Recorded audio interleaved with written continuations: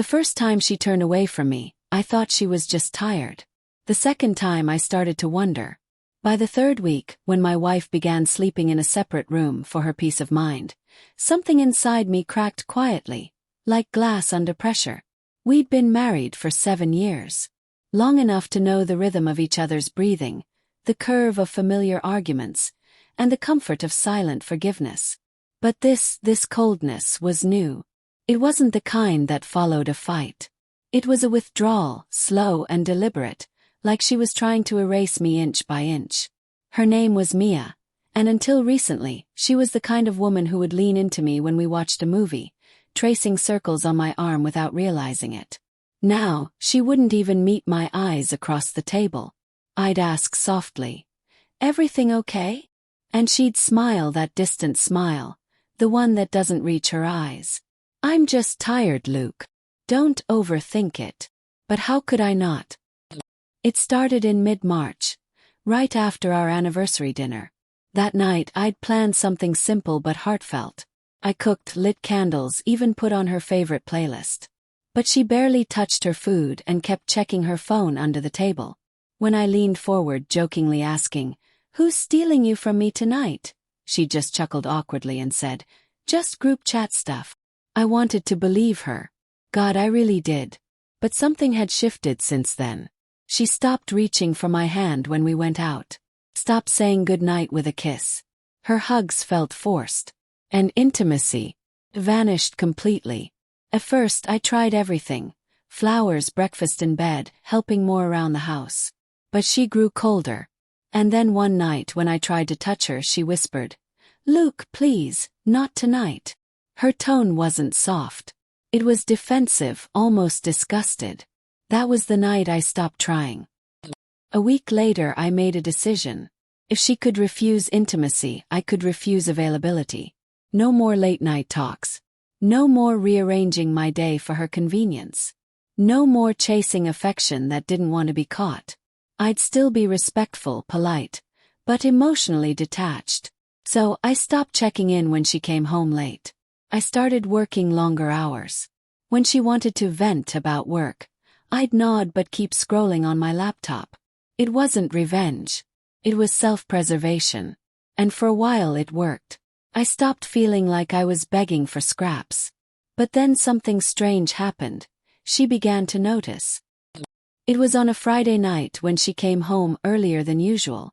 I was on the couch, half watching a movie, half scrolling through emails. She stood there for a second, hesitating. "You didn't text to ask if I was eating out tonight." Shrug. Didn't think it mattered. Her brow furrowed. "You always check." "Used to," I said flatly. "People change." The air thickened between us. "Is something going on, Luke?" she asked, crossing her arms. "You've been distant." I almost laughed at the irony. "Yeah. You just noticing that." Her lips parted like she wanted to say something, but she didn't. Instead, she turned away, muttering, "You're acting weird." That night, I heard her crying softly in her room. And as much as I wanted to go to her, I didn't. Because I needed her to feel it, the emptiness she'd created. Weeks passed. I started sleeping better. The silence between us had stopped hurting so much. It had become a numb sort of peace. Then, one evening while cleaning up the kitchen, her phone buzzed on the counter. Normally, I wouldn't have looked. I hate snooping. But my name popped up on the screen. Well, not exactly my name. It was a message preview that said, "Did Luke suspect anything last night?" My blood froze. I stared at the phone, pulse hammering in my ears. Another message appeared seconds later. "You're amazing. Can't stop thinking about you." Then a heart emoji. I didn't need to open it. My heart already knew. My wife, my Mia, was having an affair.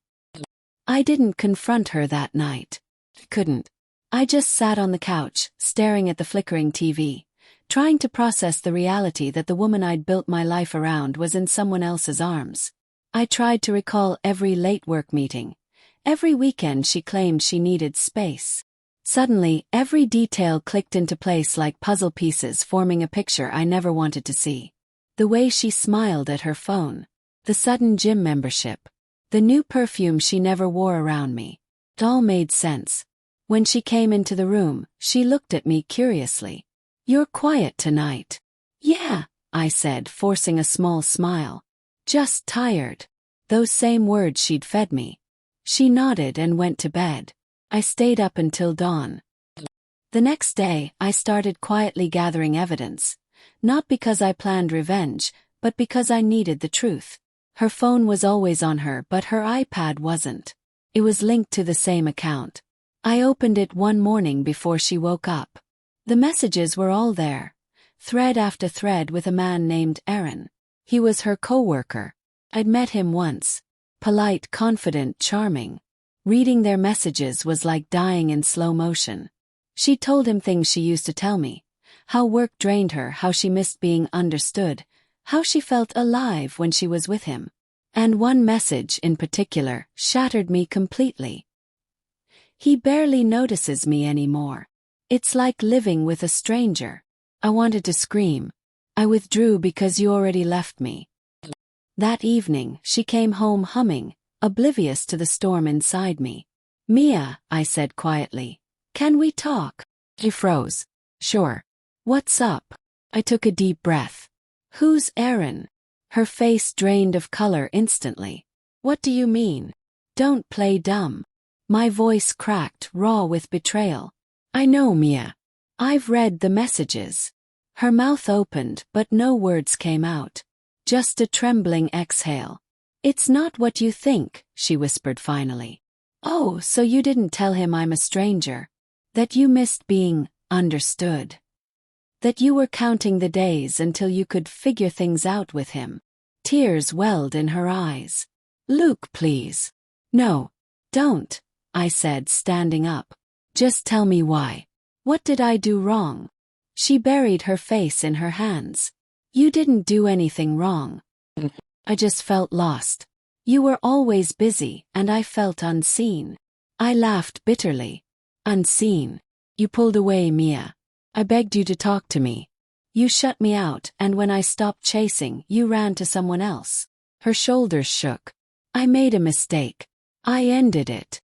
"Did you?" I asked coldly. "Or did he end it?" Silence. That was answer enough. For the next few days, she tried to fix things, cooking my favorite meals, leaving notes on my desk, crying in the kitchen late at night.